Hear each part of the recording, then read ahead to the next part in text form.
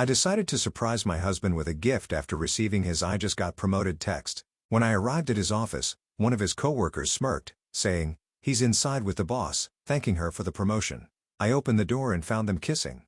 Without a word, I left, blocked his cards and changed the locks. Then something unexpected happened. For exactly 4 heartbeats, I stood in the doorway of that executive office, watching my husband of 7 years press Angela Davidson against the floor-to-ceiling windows with the kind of passion I thought was reserved only for me. But 12 hours earlier, none of this nightmare existed in my reality. Sunday morning had begun like every other for the past 7 years. Kenneth's bare feet padding across our cottage's hardwood floors, the familiar sound of coffee beans grinding in our kitchen, and the gentle creak of our bedroom door as he balanced my favorite ceramic mug, the one with tiny painted roses that I'd bought at the farmer's market during our 2nd year of marriage. "Morning beautiful," he whispered, setting the steaming coffee on my nightstand. The hazelnut aroma filled our bedroom, mixing with the salt air drifting through our open windows overlooking Moonrise Bay. Kenneth slipped back under our handmade quilt, his warm body fitting perfectly against mine. I nestled into his shoulder, breathing in his familiar scent of cedar soap and something uniquely him. "Did you remember to add the extra cream?" I murmured against his chest. "Just the way you like it," he said, his fingers tracing lazy circles on my back. "Light brown, not too sweet, with that little dash of cinnamon you pretend you don't want." This ritual had anchored our marriage through job changes, family deaths, financial stress, and countless ordinary Sundays that somehow felt extraordinary when shared. Kenneth knew exactly how I liked my coffee, just as I knew he preferred his eggs slightly runny and his toast barely golden. These small intimacies had built the foundation of what I believed was unshakable love. "I've been thinking about our cruise," I said, reaching for the Mediterranean brochures scattered across my nightstand. "What if we extended our stay in Santorini? I found this amazing cooking class where they teach traditional Greek recipes in a restored monastery." Kenneth's body tensed slightly against mine, so briefly I almost missed it. "Sounds expensive. Are you sure we can afford the extra time off?" "Kenneth, we've been saving for 2 years. Our accounts are healthier than they've ever been." I sat up, studying his face in the morning light. Dark circles shadowed his eyes, and his jaw carried the tension that had become increasingly common over the past few months. "You've been working so hard lately. You deserve this vacation more than anyone." He pulled me back down, kissing the top of my head. "You're right, I'm just stressed about this promotion decision. Angela Davidson has been evaluating my portfolio for weeks, and I keep second-guessing every project I've ever touched." Angela Davidson. Kenneth mentioned her name with increasing frequency, always accompanied by that same mixture of professional anxiety and something else I couldn't identify. Respect, maybe. Or admiration that bordered on something more intense. "She'd be crazy not to promote you," I said firmly. "Your designs are brilliant, Kenneth. Remember that waterfront development project that won the State Architecture Award? That was all you." Kenneth's smile seemed genuine, but something flickered behind his eyes. "You always believe in me more than I believe in myself." "That's what wives are for," I teased, then remembered my secret project. "Actually, speaking of believing in you, I have something special to show you." I slipped out of bed and retrieved the wrapped package I'd hidden in my closet. For 3 weeks, I'd been working on this surprise after my evening piano students left, carefully hand-stitching vintage leather and copying original compositions onto heavy paper. Each piece of music told part of our love story. The waltz I'd hummed while we painted our first apartment, the melody playing during his proposal at the lighthouse, even the silly song I'd made up about his morning coffee ritual. Kenneth unwrapped the burgundy leather portfolio with reverent fingers, his expression shifting from curiosity to wonder as he opened the cover. "Wendy, this is incredible. Did you write all of these pieces?" "Every note," I whispered, watching his face as he studied the carefully penned compositions. "I thought you could keep your important architectural plans in here. Whenever you opened it for client meetings, you'd remember that I believe in every blueprint you create." Kenneth pulled me close, his embrace feeling almost desperate. "I don't deserve you. I really don't deserve someone as talented and generous as you." At the time, I'd interpreted his words as humble gratitude. Now I realized they might have been the only honest thing he said that morning. After our lazy breakfast of pancakes and fresh strawberries, Kenneth retreated to his home office to review project files while I settled at our kitchen table with my laptop and the monthly financial paperwork. This division of labor had evolved naturally during our marriage. Kenneth focused on his demanding architecture career while I managed our money, tracked income from my piano teaching, and planned our financial future. Opening our online banking, I felt the familiar satisfaction of seeing numbers that represented security and shared dreams. Our joint checking account showed $52,891, accumulated through my music lessons, weekend wedding gigs, and Kenneth's steady salary. The savings account held $31,204, carefully set aside for our Mediterranean cruise and future home renovations. I'd established an intricate system of automatic payments that kept Kenneth's life running smoothly. His Spotify Premium account, Netflix subscription, Amazon Prime, that expensive gym membership he claimed was essential for stress relief, the premium car wash service that kept his BMW spotless, and the meal delivery service for his increasingly frequent late nights at the office. Every subscription, every convenience, every small luxury that made his demanding career more manageable. "How are we looking this month?" Kenneth called from his office, where I could hear him shuffling through architectural plans. "Better than ever," I replied, reviewing the spreadsheet I'd created to track our progress toward financial goals. "Your promotion couldn't come at a more perfect time. We'll be able to upgrade our cruise cabin to one of those suites with a private balcony, maybe even extend our trip to include Rome." "That sounds amazing," Kenneth said, appearing in the kitchen doorway with his phone in hand. "Actually, I might have news about that promotion today. Angela scheduled a special Sunday meeting to discuss my portfolio." Sunday meetings seemed unusual for an architecture firm, but Kenneth had explained that Angela Davidson operated on her own schedule, often working weekends to stay ahead of demanding clients. I admired her dedication, even though it meant Kenneth spent increasing amounts of time at the office. "She sounds like an incredible mentor," I said, closing the laptop. "I'd love to meet her eventually, maybe at the next company function."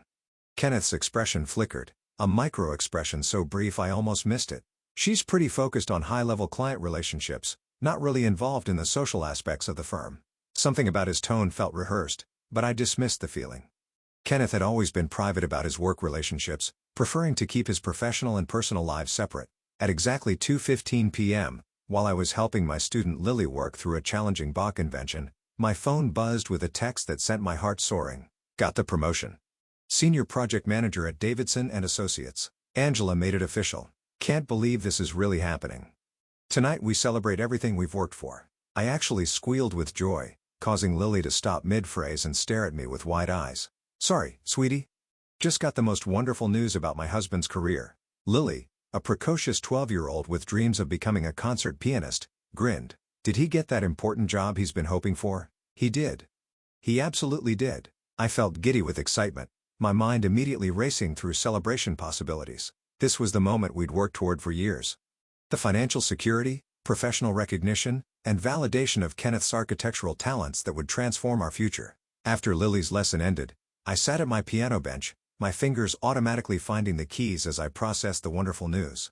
A melody began forming, something triumphant and hopeful, perhaps the beginning of a new composition celebrating Kenneth's achievement. But music suddenly felt insufficient for this moment. I looked at the portfolio sitting on my bedroom dresser, remembering Kenneth's genuine appreciation this morning. He'd loved the gift, but now it represented something deeper, tangible proof of my support for his dreams. This promotion deserved a grand gesture, something that would show Kenneth how proud I was and how much I believed in the brilliant future stretching ahead of us. The clock read 2:30 p.m. If I left immediately, I could surprise Kenneth at the office with the portfolio, maybe whisk him away for an early celebration dinner at that French restaurant he'd mentioned wanting to try. Kenneth had always appreciated spontaneous romantic gestures, and this felt like the perfect opportunity to remind him why we made such an incredible team. I changed into my favorite flower print dress, the one Kenneth said brought out the gold flecks in my eyes, and carefully re-wrapped the portfolio in ivory tissue paper tied with burgundy ribbon. The 40-minute drive into the city would give Kenneth time to finish his meeting with Angela and perhaps share the exciting news with his colleagues. Davidson and Associates occupied 16 floors of a gleaming glass tower that rose from downtown like a monument to architectural ambition. The lobby buzzed with expensive suited professionals carrying leather portfolios and conducting hushed conversations that probably involved millions of dollars. I approached the reception desk, feeling suddenly self-conscious about my artistic appearance in this corporate environment. "I'm here to see Kenneth Walsh," I told the receptionist, a polished woman whose makeup looked professionally applied and whose suit probably cost more than I earned in a month from piano lessons. Her expression shifted when I mentioned Kenneth's name, a micro-change that I noticed but couldn't interpret. "And you are?" "His wife, Wendy." I wanted to surprise him with something special to celebrate his promotion to senior project manager. The receptionist's eyes swept over my flower print dress and carefully wrapped gift, her professional smile remaining fixed while something calculating flickered behind her eyes. "Mr. Walsh is currently in a meeting with Miss Davidson. I'm not sure when they'll be available."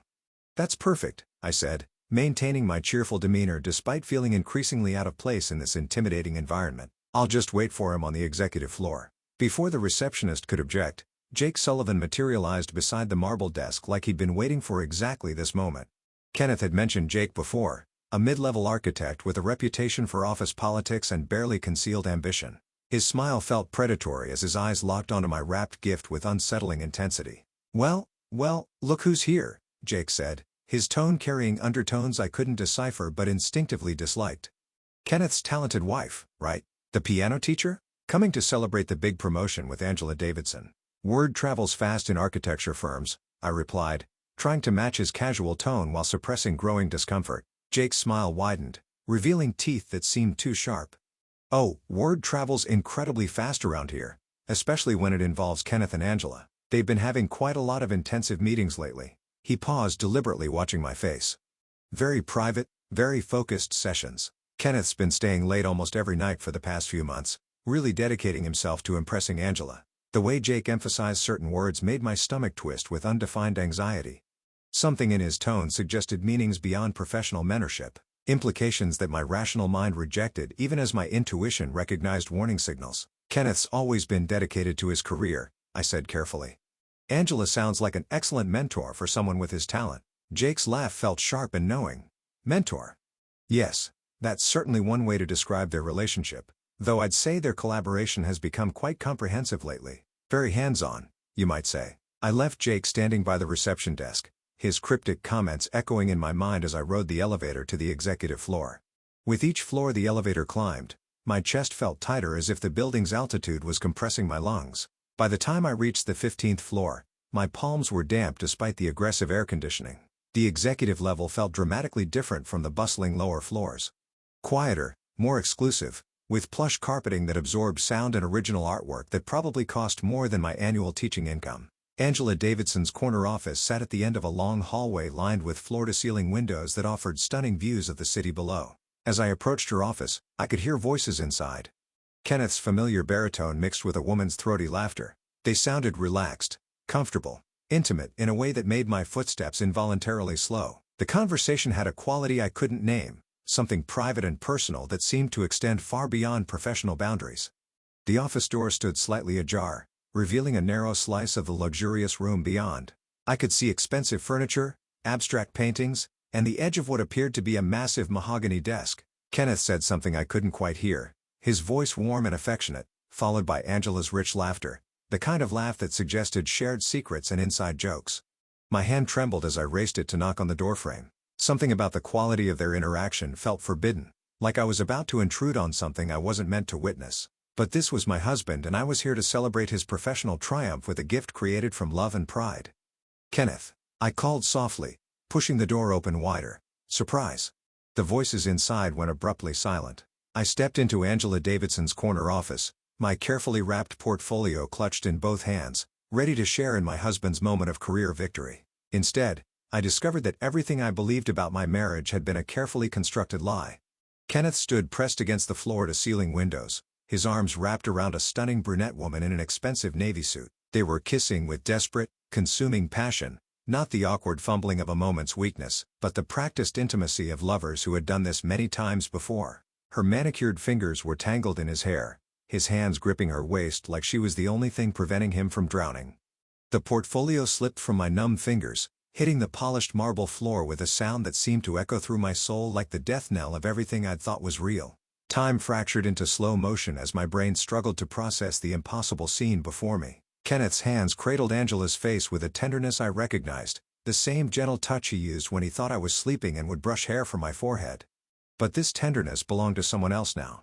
Angela's expensive navy suit was wrinkled, her perfectly styled hair mussed from Kenneth's fingers. She wore red lipstick that was now smeared across both their mouths, and I found myself absurdly wondering if that was the shade called passion red or crimson kiss.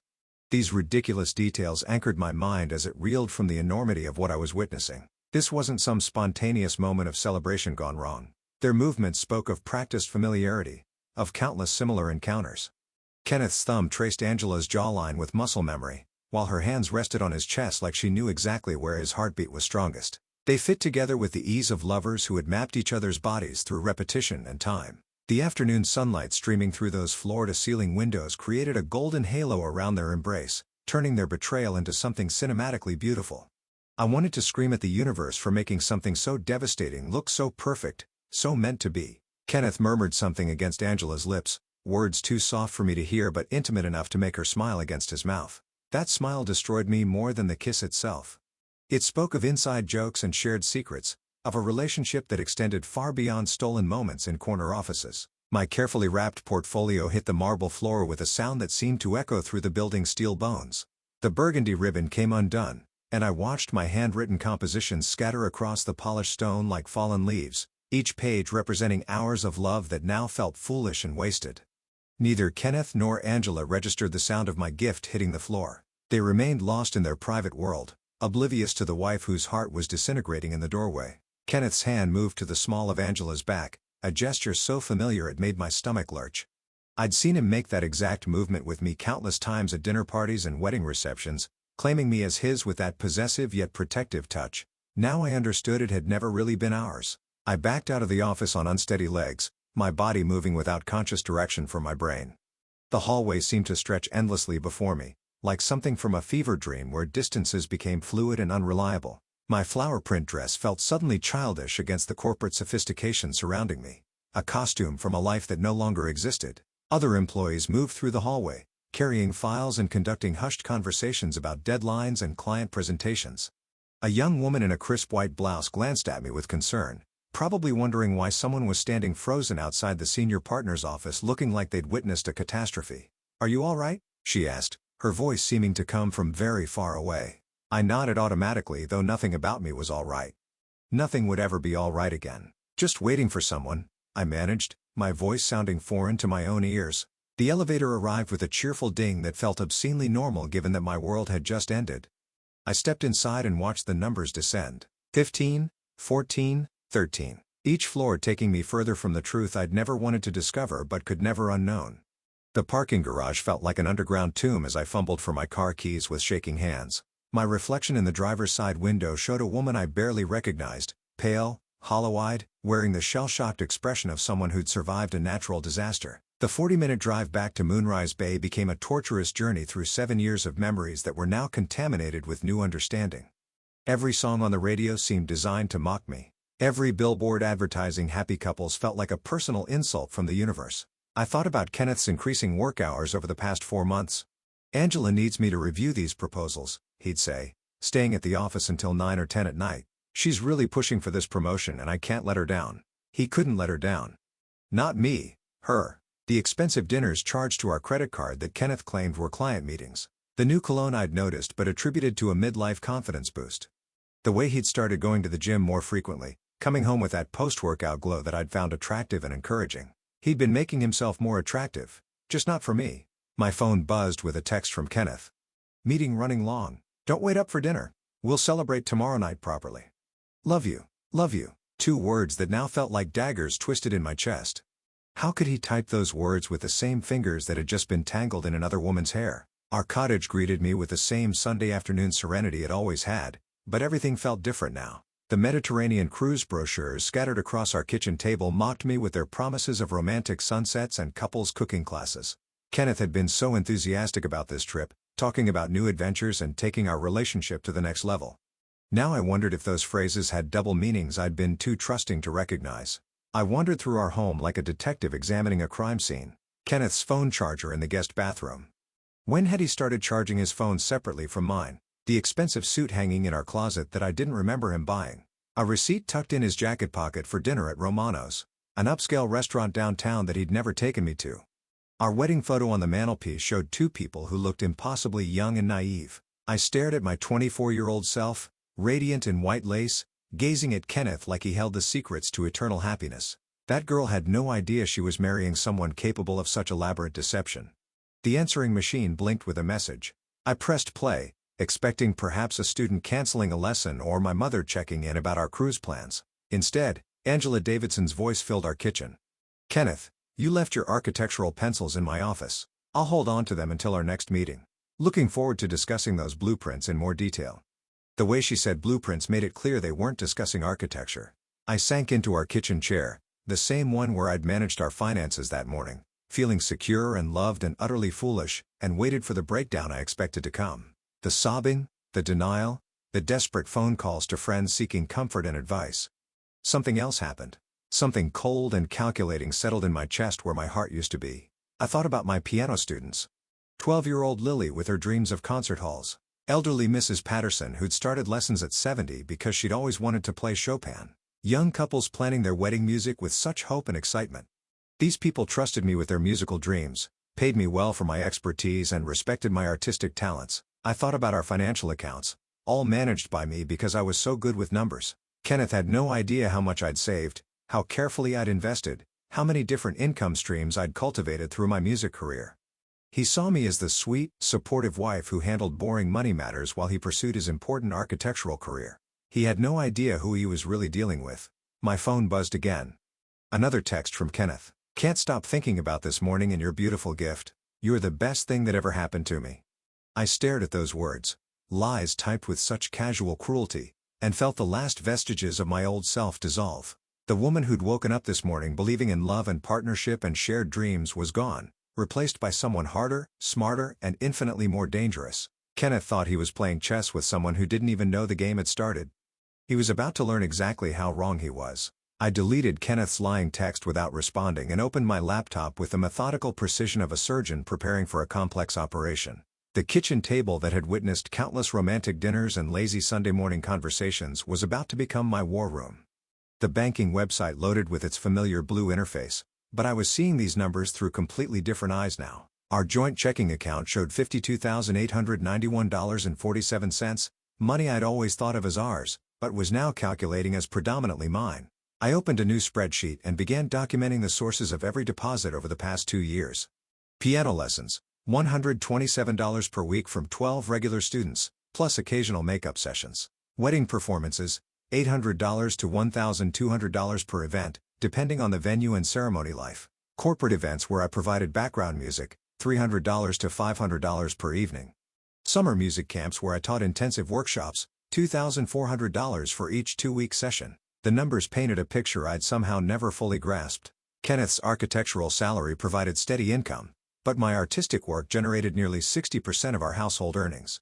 Yet somehow he'd made me feel like the junior partner in our financial relationship, the one who handled small details while he focused on serious career advancement. I clicked over to our savings account, $31,204.83, money we'd earmarked for the Mediterranean cruise Kenneth had been so excited about. Now I realized why he'd been pushing for expensive upgrades.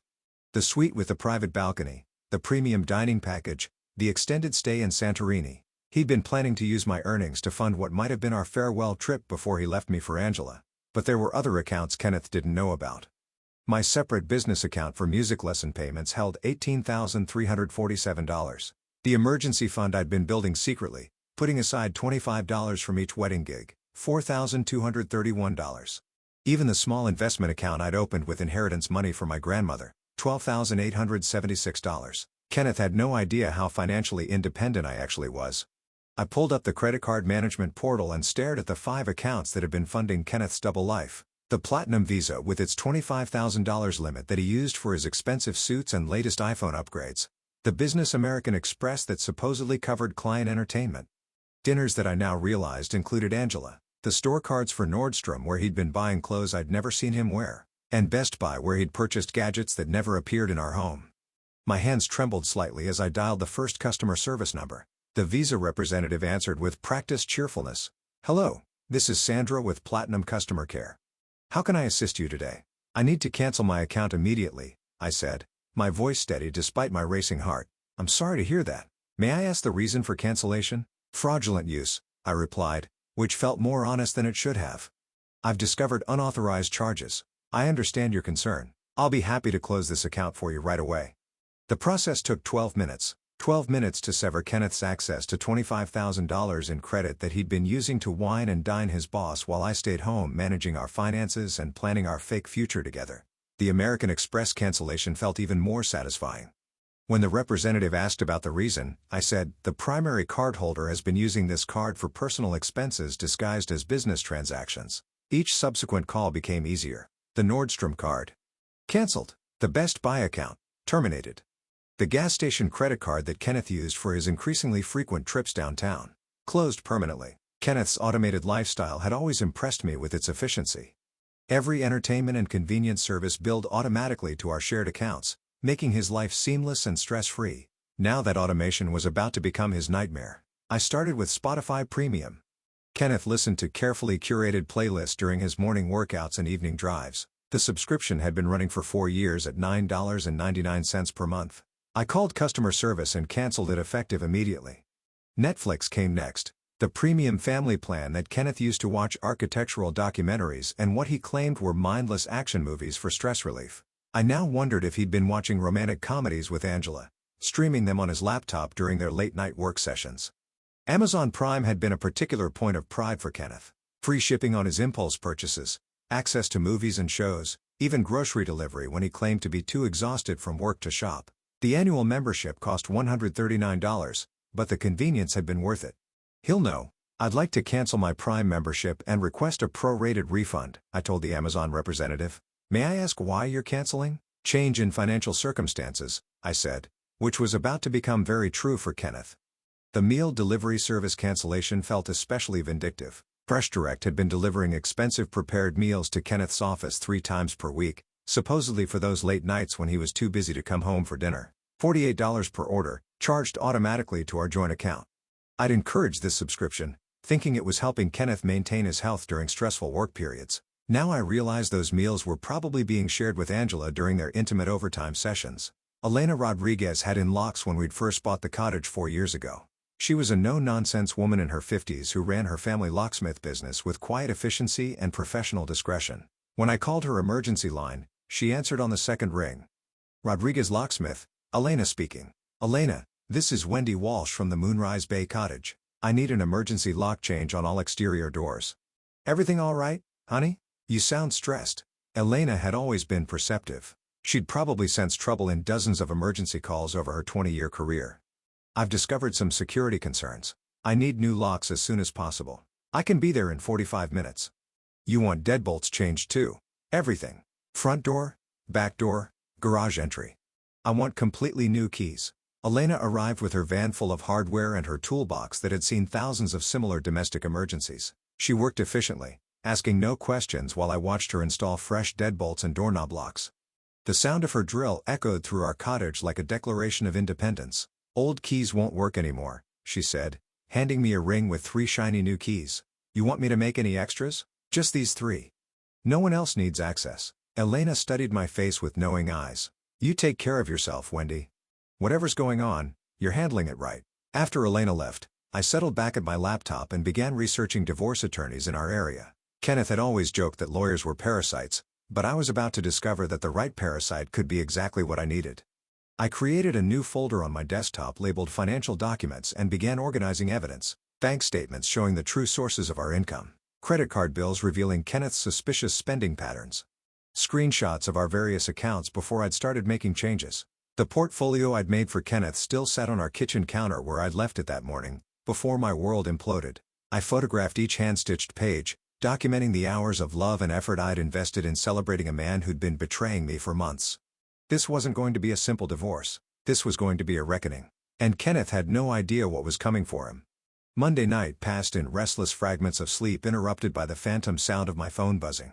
Every notification made me tense, expecting Kenneth's return or his questions about why his cards weren't working. But silence stretched through the darkness, broken only by the rhythmic crash of waves against the shore outside our bedroom window.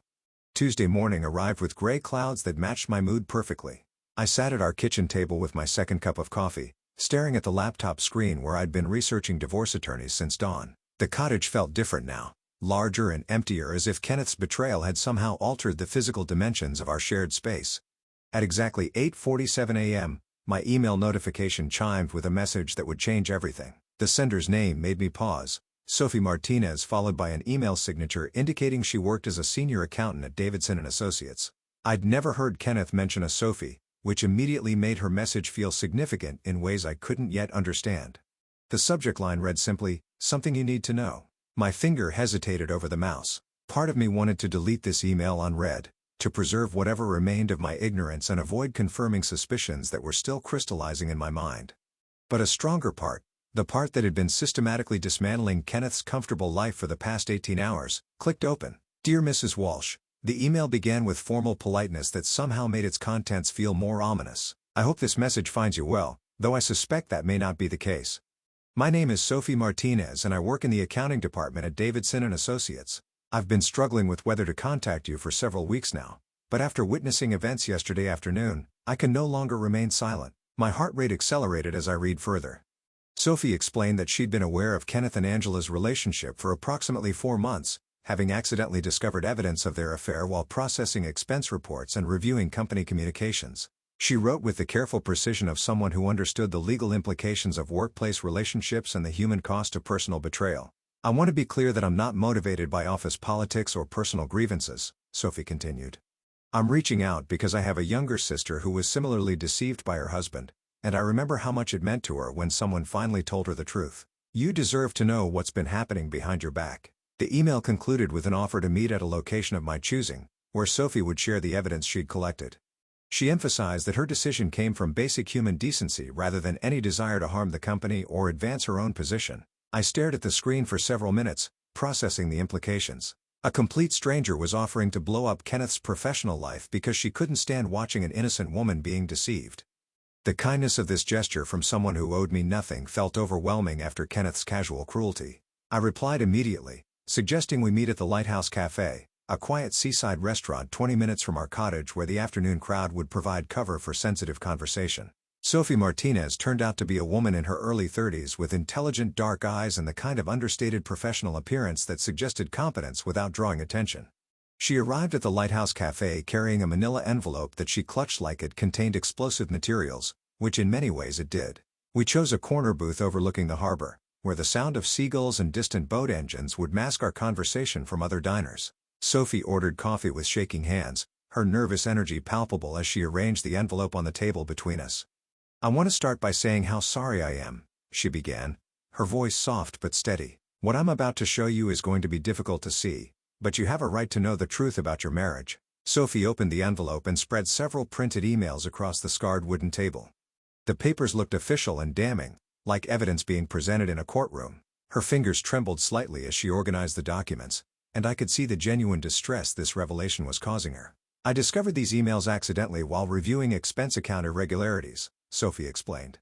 Kenneth and Angela have been using company resources for personal activities, which required me to examine their communications more closely. I never intended to uncover their affair, but once I saw these messages, I couldn't ignore what was happening. She paused, studying my face with compassionate concern. I debated for weeks about whether to contact you. On one hand, it wasn't my business. On the other hand, you were being systematically deceived by people who were supposed to respect both you and company policies. The first email Sophie showed me was dated 3.5 months ago, sent from Kenneth's company account to someone listed as Derek Thompson, apparently his college roommate who now lived in Seattle. The casual tone made the content even more devastating. You were right about office affairs being dangerous, Kenneth had written, but sometimes the risk is worth the reward. Angela's making moves that could benefit both of us professionally, and the personal benefits aren't exactly a hardship either. The best part is that Wendy's completely oblivious. She's too wrapped up in her little piano students and wedding gigs to notice that I'm building my real future. My hands clenched involuntarily as I read Kenneth's dismissive reference to my music career as little piano students. The same artistic work that generated 60% of our household income that Kenneth had always claimed to respect and admire was reduced to a trivial hobby that kept me conveniently distracted. The second email was even worse. Kenneth described Angela as everything Wendy isn't: ambitious, sophisticated, focused on real success instead of artistic fantasies. He discussed their relationship with the detached planning of someone organizing a business transaction rather than engaging in a passionate affair. Angela's already hinting about opportunities in the firm's new branch office, Kenneth had written to Derek. 6-figure salary, executive benefits, and a partner who understands the corporate world. I've been subsidizing Wendy's music hobby for years while she plays house in that cottage. Time to upgrade to someone who can actually contribute to my career advancement. Reading those words felt like being repeatedly slapped. Kenneth had been tolerating our marriage while planning his escape to what he considered a superior life. Every encouragement he'd given my music, every romantic gesture, every moment of seeming support had been performance art designed to keep me compliant while he positioned himself for betrayal. Sophie reached into her bag and produced her smartphone, her expression growing even more apologetic. I need to warn you that what you're about to hear is going to be very painful. These recordings were captured accidentally during budget meetings where I was taking notes on company expenses.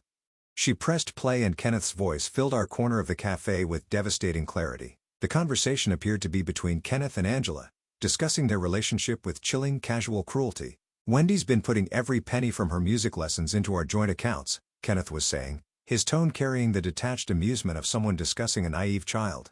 "The sweet, trusting artist actually thinks we're saving for our future together. She has no idea I'm planning to file for divorce after I secure this promotion and establish myself in the new position." Angela's laughter rippled through the phone speaker like acid. "She sounds adorable. Does she still leave you little love notes in your lunch?" "Every morning," Kenneth replied, and I could hear the eye roll in his voice, like we're still in high school. It would be endearing if it wasn't so pathetic. But her earnestness makes the financial arrangement convenient. She handles all our money management because she thinks she's being helpful, which means she's essentially funding my exit strategy without realizing it. The recording continued for several more minutes, with Kenneth and Angela discussing their timeline for his divorce, her promotion to regional manager, and their plans to relocate together to the firm's expanding West Coast operation. They talked about my marriage like it was a temporary inconvenience rather than 7 years of shared life and love. Sophie and I spent the next hour constructing a detailed chronology of Kenneth and Angela's affair, cross-referencing her observations with my memories of his changed behavior. The pattern that emerged was sickeningly methodical. For months ago, Kenneth's first late-night project review with Angela, coinciding with her separation from her husband, the beginning of frequent texts and after-hours meetings that Kenneth explained as intensive mentoring for his promotion prospects. 3 months ago, Kenneth's sudden interest in expensive restaurants downtown, claiming he needed to network with potential clients. Sophie's expense report showed these dinners were always for 2 people, always at intimate venues, always charged to Kenneth's company card. 2 months ago, Kenneth's membership at that high-end gym, which he claimed was necessary for stress management. Sophie revealed that Angela had joined the same gym during the same week. Their membership applications processed consecutively. 1 month ago, Kenneth's weekend architectural conference in the mountains, which Sophie's records showed was actually a romantic getaway at a resort that specialized in couples retreats. Angela had taken vacation days during the same period. Sophie also provided crucial information about company policies that Kenneth and Angela had violated. Davidson & Associates required disclosure of any romantic relationship between supervisors and subordinates, particularly when one party had influence over the other's career advancement. Their secret affair constituted grounds for disciplinary action, potentially including termination. "They've been incredibly reckless," Sophie said, organizing the evidence back into her envelope. "Either they thought they were too smart to get caught, or they didn't care about the consequences because they were planning to leave anyway." Looking at the timeline spread across our table, I realized that Kenneth and Angela had been planning their future together for longer than they'd been actively deceiving me. This wasn't a moment of weakness that spiraled out of control. This was a calculated campaign of emotional and financial fraud that had been executed with precision and complete disregard for my well-being. But now I had proof. And proof, as I was about to learn, was a very dangerous weapon in the right hands. Sophie gathered her evidence back into the manila envelope with the careful precision of someone who understood the explosive nature of what she'd just shared. The weight of Kenneth's documented betrayal sat between us on the cafe table like a loaded weapon waiting to be fired. "What are you going to do with all this?" Sophie asked, her voice carrying genuine concern for my well-being alongside professional curiosity about the consequences her revelations might trigger. I stared out at the harbor where fishing boats bobbed peacefully in the afternoon sun, their simple honesty a stark contrast to the elaborate deception I'd been living with for months. "I'm going to make sure Kenneth learns that underestimating someone is the most dangerous mistake you can make." That evening, I researched divorce attorneys with the same methodical intensity I'd applied to financial planning. One name kept appearing in articles about high-profile divorces and corporate misconduct cases: Victoria Blackwood, founder of Blackwood & Associates, known in legal circles as the Shark and Pearls. Victoria Blackwood's office occupied the top floor of a downtown legal complex that overlooked the city like a predator surveying its territory. The reception area alone telegraphed success. Original artwork, leather furniture that probably cost more than most people's cars, and a view that stretched to the horizon. Fresh orchids adorned every surface, their elegant beauty masking something faintly dangerous. Victoria herself appeared exactly as I'd imagined from her reputation. Mid-50s, silver hair styled in a precision cut that framed sharp cheekbones, wearing a charcoal suit that probably cost more than my monthly income from piano lessons. But it was her eyes that truly conveyed her legendary status: intelligent, calculating, and absolutely ruthless.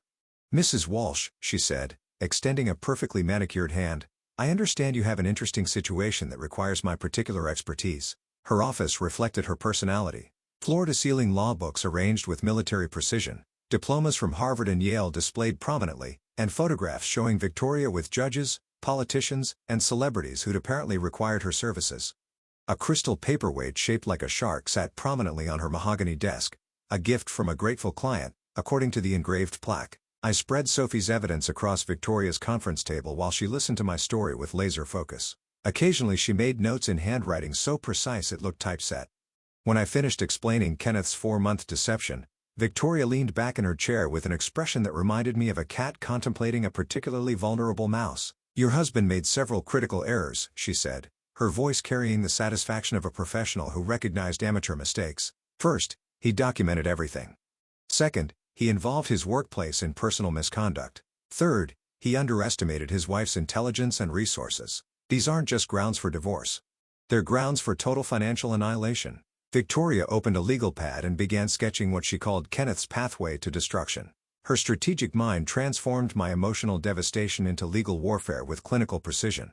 "Standard adultery cases often become he said, she said situations," Victoria explained, her pen moving across the page with confident strokes. "But Kenneth has provided us with documented evidence of premeditated fraud. His emails discussing plans to use marital assets for his escape strategy constitute theft of marital property. The recorded conversations show conspiracy to commit financial fraud, and his workplace relationship creates multiple additional vulnerabilities." She pulled out a thick folder labeled Financial Fraud Precedents and flipped through case studies that made my situation look almost routine. The beauty of Kenneth's approach is how thoroughly he incriminated himself. Most cheating spouses try to hide their activities. "Your husband wrote a detailed confession and handed it to us." Victoria's excitement was palpable as she realized the scope of evidence available. "We're not just talking about asset division anymore. We're discussing punitive damages, restitution for emotional distress, and civil penalties for financial misconduct." Kenneth wanted to play sophisticated games. Now he gets to learn the sophisticated consequences. The timeline strategy Victoria developed focused on Kenneth's escalating deception over 4 months. "We'll demonstrate a pattern of calculated fraud that began when his affair started and intensified as he planned his exit. Every expense, every lie, every documented conversation becomes evidence of systematic theft and emotional abuse." Victoria connected me with Dr. Patricia Chin, a forensic accountant whose specialty was uncovering hidden assets and documenting financial misconduct in divorce cases. Dr. Chin arrived the following morning with laptop computers and analysis software that could trace money movements with microscopic precision. "Financial infidelity often leaves more evidence than people realize," Dr. Chin explained while uploading our bank records into her analysis programs. "People think deleting transactions or using cash makes them invisible, but money always leaves tracks." The computer analysis revealed patterns I'd never noticed despite managing our finances. Kenneth's credit card charges showed systematic deception dating back 4 months, exactly coinciding with the timeline Sophie had established for his affair with Angela. Restaurant charges for expensive dinners occurred exclusively on evenings when I was teaching late lessons or performing at weddings. Hotel charges appeared on weekends when Kenneth claimed to be attending architectural conferences or meeting with clients. Gift purchases from jewelry stores and boutiques that I'd never seen reflected in our home or Kenneth's appearance. "Look at this pattern," Dr. Chin said, pointing to a spreadsheet that color-coded Kenneth's suspicious expenses. "These charges total $11,847 over 4 months, all funded by joint accounts that were primarily supported by your music income. He was essentially forcing you to pay for your own betrayal." The analysis also revealed Kenneth's increasing financial boldness as his affair progressed. Early charges were modest, coffee shops and casual restaurants, but recent expenses showed escalating extravagance, 5-star hotels, exclusive restaurants, expensive gifts that was becoming more confident about his deception succeeding. Victoria assigned her paralegal, Marcus Rivera, to research Davidson & Associates' corporate policies and ethical guidelines. What he discovered added another dimension to our legal strategy that neither Kenneth nor Angela had apparently considered. Davidson & Associates has extremely strict policies about supervisor-subordinate relationships, Marcus reported during our strategy session. "Any romantic involvement between employees at different hierarchy levels must be disclosed to Human Resources and the legal department within 30 days of initiation." He spread copies of the employee handbook across Victoria's conference table, highlighting relevant sections with yellow markers. Failure to disclose creates liability for both employees and potentially the company itself. Kenneth and Angela exposed the firm to sexual harassment lawsuits, ethics violations, and regulatory scrutiny. Victoria's smile turned predatory as she absorbed these implications. Corporate law firms are obsessively protective of their reputations. When we demonstrate that Kenneth and Angela violated disclosure policies while using company resources for personal activities, Davidson and Associates will distance themselves faster than you can say liability insurance. The employee handbook revealed additional violations that Kenneth and Angela had apparently ignored. Using company email for personal communications violated information technology policies. Charging personal expenses to company accounts constituted theft of corporate resources. Meeting during business hours for non-work purposes violated productivity requirements.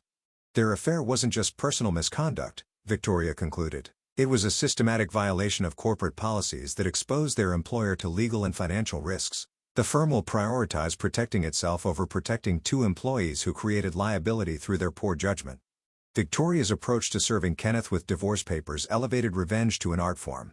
Rather than simple delivery at home or work, she proposed a strategy designed to maximize professional humiliation while ensuring maximum witness impact. Davidson and Associates holds their annual client presentation next Thursday, Victoria said, reviewing her research into the firm's public events. 50 to 70 clients, all major corporate accounts, plus every employee from junior architects to senior partners. Kenneth will probably be presenting his latest projects, basking in his promotion glory. She pulled up the firm's event calendar on her computer, showing a conference room booking for their biggest presentation space. We'll coordinate with professional process servers who specialize in high-impact delivery. The goal is to serve papers at the moment of Kenneth's greatest professional triumph, transforming his victory celebration into public humiliation. Victoria's strategy considered every detail, timing the service during Kenneth's presentation segment, ensuring Angela received her papers simultaneously, positioning servers for maximum visibility, and coordinating with building security to prevent interference. Public humiliation isn't just emotionally satisfying, Victoria explained with clinical precision. It serves strategic purposes. Kenneth's colleagues will witness his misconduct firsthand. Clients will question the firm's judgment in promoting someone capable of such deception. The professional consequences will extend far beyond our divorce case. As Victoria outlined her plan, I realized that Kenneth had been playing checkers while thinking he was engaged in chess. But Victoria Blackwood played a completely different game, one where the rules favored preparation, documentation, and the kind of strategic thinking that turned an opponent's strengths into their ultimate weaknesses. Kenneth was about to discover that his sweet, naive artist wife had assembled a legal arsenal that would make his sophisticated deception look like amateur theater. The curtain was about to fall on his performance, and the audience was going to be much larger than he'd ever imagined. Thursday morning dawned crisp and clear, the kind of autumn day that made everything look sharp and defined, as if the universe had adjusted its contrast settings for maximum clarity. I stood in front of my bedroom mirror, selecting my outfit with the precision of a general choosing armor for the most important battle of her life. The navy blue dress I chose projected confidence without appearing overly formal, professional enough to command respect in a corporate environment, but elegant enough to remind everyone that Kenneth had thrown away something valuable. I paired it with my grandmother's pearl earrings and the silver bracelet Kenneth had given me for our 3rd anniversary, back when his gift still carried genuine sentiment. In the mirror, I practiced the Victoria and I had crafted together. That's for theft of marital assets and conspiracy to commit financial fraud. Turns out your sweet, naive artist wife learned a few things about protecting herself. The words needed to carry across a crowded room with crystal clarity, cutting through the shocked silence that would follow Kenneth's public humiliation. My voice remained steady through 3 rehearsals, each repetition strengthening my resolve. This wasn't about revenge. It was about justice delivered publicly to match the public nature of Kenneth and Angela's betrayal. They'd conducted their affair in Kenneth's workplace, using company resources, involving colleagues in their deception through lies about late meetings and business dinners. Their misconduct had been public. Their consequences would be equally visible. Victoria called at 9:30 a.m. with final coordination details. The process server will be in position by 2:45 p.m., she explained, her voice carrying the satisfaction of a perfectly executed plan coming to fruition. Robert Chin is a 20-year veteran who served papers in courtrooms, corporate boardrooms, and country clubs. He knows how to command attention and deliver documents with maximum impact. We reviewed the timing one final time. Kenneth's presentation was scheduled for 3 p.m., following the firm's overview and financial projections. He'd be presenting his latest architectural designs to Davidson and Associates' biggest clients, probably basking in the recognition his promotion had brought. Angela would be by his side, representing the executive leadership that had supposedly recognized his exceptional talent. Remember, Victoria said, once the papers are served, you have about 30 seconds before security or management tries to intervene. Make your statement clearly and completely, then exit with dignity. Let the legal documents speak for themselves after that. Davidson and Associates' main conference room occupied the entire 16th floor, with floor-to-ceiling windows offering panoramic city views that proclaimed the firm's success and ambition. By 2:50 p.m., the space buzzed with approximately 70 people, corporate clients in expensive suits, municipal planning officials, and every architect and administrator from junior staff to senior partners. Kenneth stood at the front of the room beside a presentation screen, wearing his charcoal gray suit and the confidence that came with professional recognition. Angela positioned herself slightly behind him and to his right, her posture radiating executive authority and personal satisfaction. They looked comfortable together, probably enjoying the secret thrill of their hidden relationship playing out before an unsuspecting audience. I entered through the back doors during the applause following the previous presenter, choosing a seat along the wall where I'd be visible when Kenneth turned to acknowledge the audience. Several people glanced at me curiously, a woman alone in a room dominated by business relationships and professional networking. I recognized a few faces from past company events, colleagues who'd made polite conversation about my music career while secretly wondering why Kenneth had married someone so different from his corporate world. Kenneth began his presentation with practiced enthusiasm, discussing sustainable architecture and innovative design solutions with the passion that had originally attracted me to him. His voice carried easily across the room, confident and engaging, while Angela nodded approvingly at key points in his presentation. They'd probably rehearsed this performance together during their private meetings, perfecting the professional dynamic that masked their personal relationship.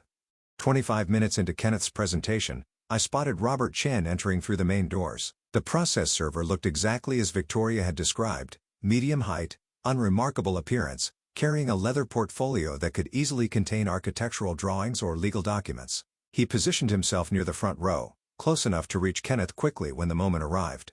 Kenneth was explaining his innovative approach to environmentally sustainable office buildings when Robert Chen stood up and walked toward the presentation area with purposeful strides. The movement caught Kenneth's attention mid-sentence, causing him to pause and look questioningly at this unexpected interruption. "Kenneth Walsh," Robert announced, his voice trained to carry clearly across crowded rooms, "you've been served." The thick manila envelope landed in Kenneth's hands with a sound that seemed to echo through the suddenly silent conference room. 70 professionals who'd been listening to architectural presentations suddenly found themselves witnesses to a personal drama unfolding in real time. Kenneth's face cycled through expressions like a time-lapse photograph of emotional collapse. Confusion at the interruption gave way to recognition as he saw my name on the legal documents.